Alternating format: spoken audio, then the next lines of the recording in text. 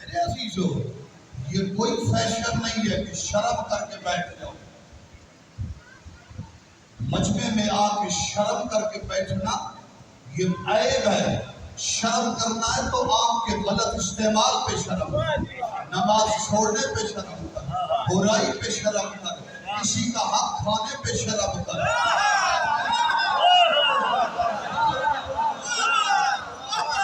کسی کا مال لوٹنے پہ شرم کر، کسی کا حق کھانے پہ شرم کر، ہر برائی پہ شرم کر، کسی پر ظلم، کسی کو برا بلا کہنے پہ شرم کر۔ علی کے فضائل میں شرم کرنا یہ کائنات کی بدترین بے شرمی ہے۔